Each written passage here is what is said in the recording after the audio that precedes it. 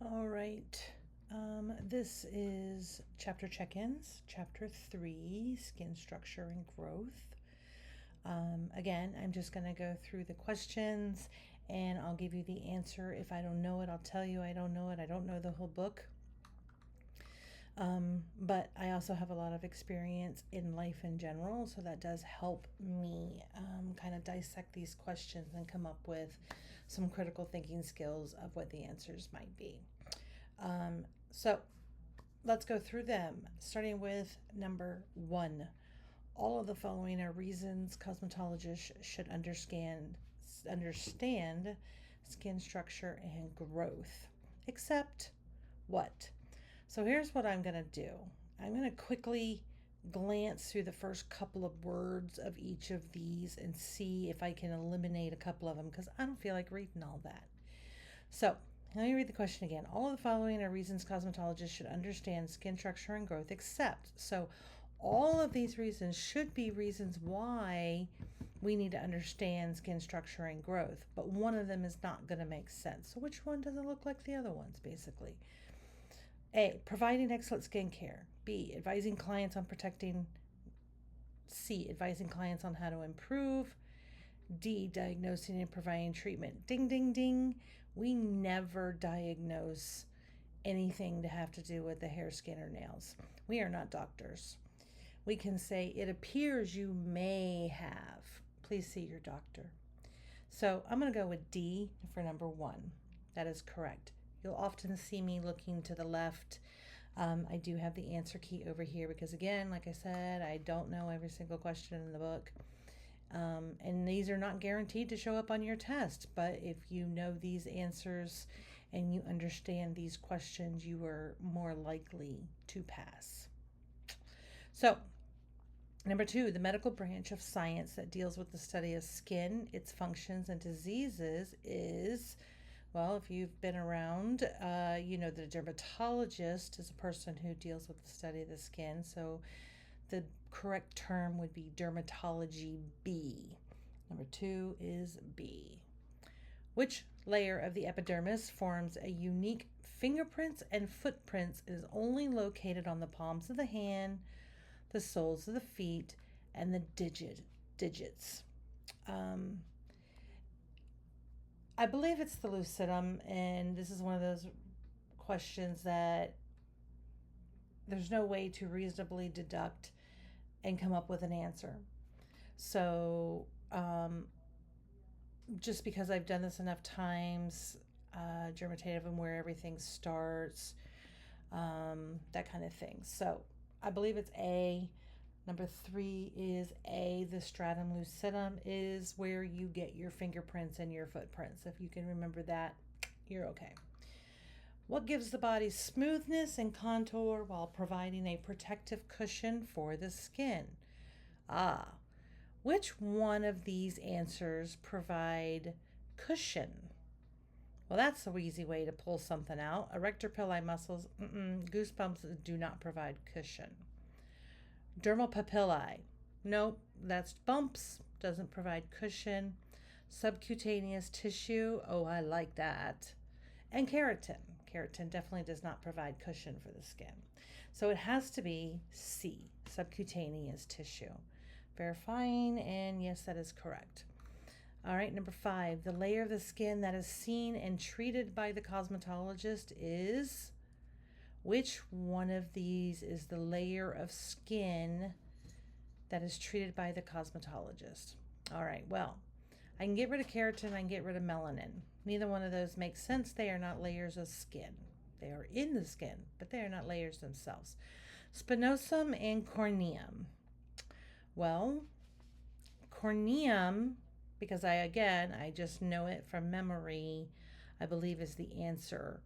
Spinosum is much deeper than the corneum. 5 is A, corneum. So the layer of skin that's treated by the cosmetologist is going to be the stratum corneum. Number 6, what is a fibrous protein that is a principal component of hair and nails? The fibrous protein that is the principal component of hair and nails. I know it's not dermal papillae. Boom, get rid of that. I know it's not keratin. Get rid of that. It's either elastin or collagen.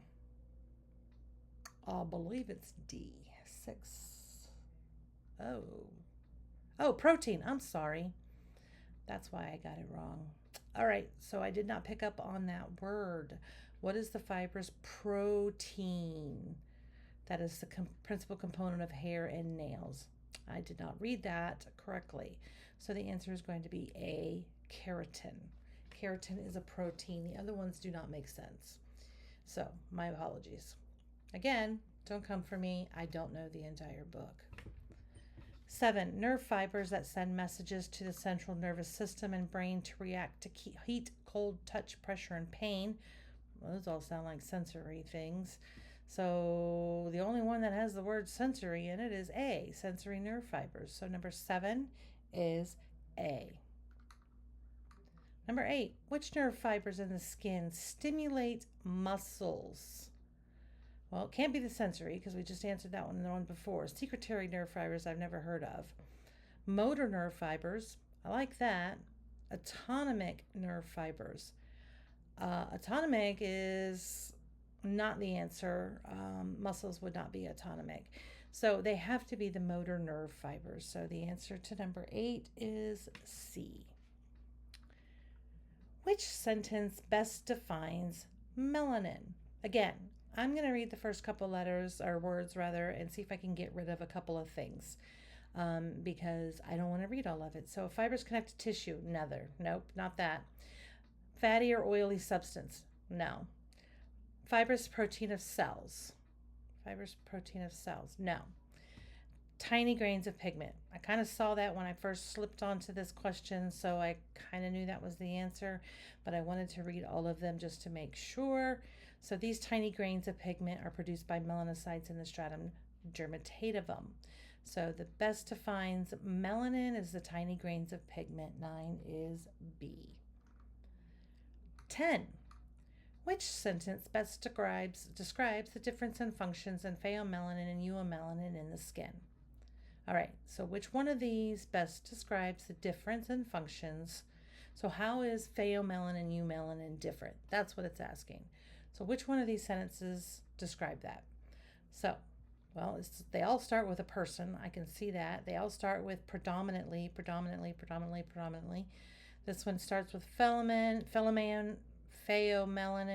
will detoxify the skin. Well, pheomelanin tends to have rosy skin. Pheomelanin will have skin with good form and strength.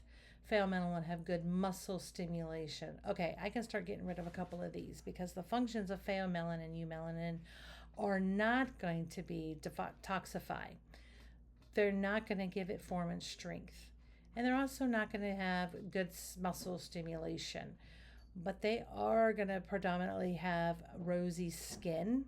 And someone who has eumelanin is going to have a cooler skin tone.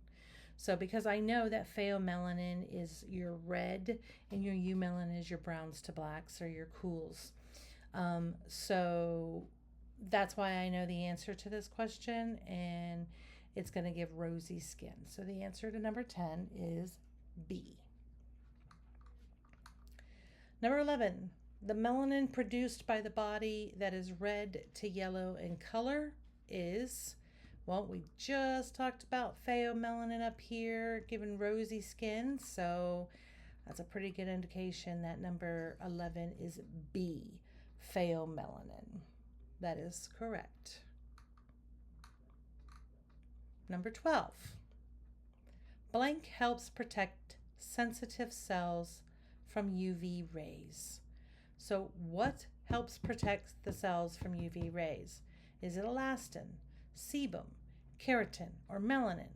I'm pretty sure it's melanin, that it's its job to protect the sensitive cells from UV rays, right? It protects us. It protects our skin. So 12 should be D. That is correct. A broad spectrum sunscreen is one that blank. Okay. What does a broad spectrum sunscreen do? Supplements the skin with vitamin D and other actives? That can't be.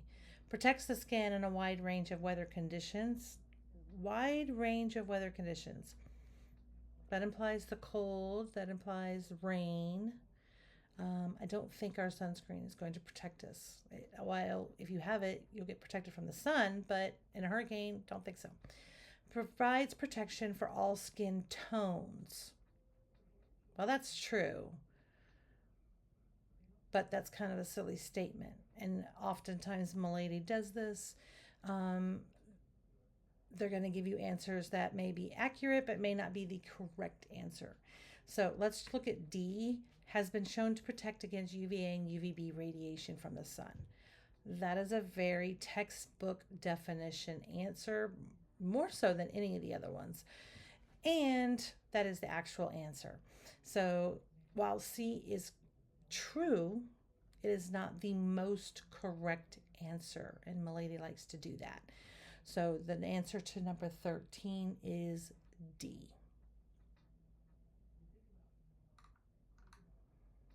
Number 14. Which response describes a cause of wrinkles or sagging skin? The inability of sudoriferous glands to eliminate waste products from the skin. So if I don't sweat, I get wrinkly? That's what it's saying. No, I don't think that's right. The barrier function, allowing too much skin moisture to be lost by water evaporation. That could be true. Sounds reasonable enough. Collagen fibers lose their strength due to exposure to UV light. Well, that's true too. The sebaceous glands secreting too little sebum due to emotional stress. I do not know a correlation between wrinkles and emotional stress. So I'm really down to B or C, and barrier function is a generic term. Collagen fibers is a more specific term. So I would go number 14 would be C. That is correct. C. Collagen fibers lose their strength due to exposure to UV light, and that is what causes wrinkles and sagging skin. Number 15. Which two structures give the skin strength, form, and flexibility? Dermis and epidermis, collagen and elastin, pheomelanin, eumelanin, keratin, and melanocytes. So which one gives it strength, form, and flexibility? That is two different things. So we're going to go with collagen and elastin. Dermis and epidermis, those are layers of the skin. They have nothing to do with strength, form, and flexibility. Pheomelanin and eumelanin, that is melanin. That has to do with your color cells. And then keratin and melanocytes. Melanocytes has to do with your melanin. Keratin has to do with the protein. So the answer is clearly B. 15 is B. 16. What is the function of elastin? Well, look at there. The question prior told me that elastin and collagen were strength, form, and flexibility. Let's see if any of those are in there. All right.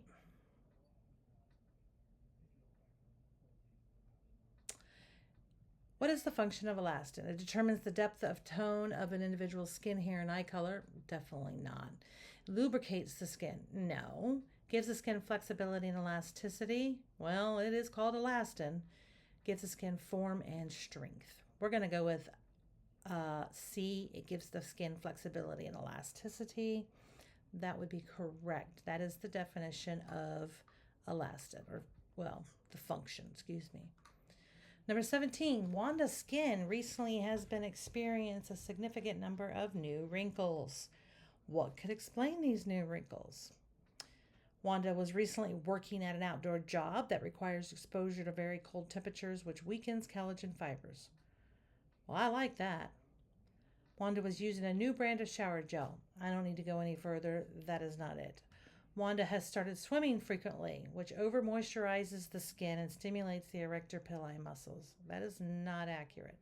Wanda is taking new prescription drug that stimulates the sudoriferous glands activity. No, that has nothing to do with sudoriferous, has to do with sweat. That has nothing to do with wrinkles. So the only one that actually makes sense is A. Wanda has recently been working at an outdoor job that has a lot of different temperatures, and it's going to weaken the collagen fibers, right? So the collagen fibers are like, what do you call those? Rubber bands. And when they get hot and cold, they react differently. So it can create wrinkles because of them getting weak.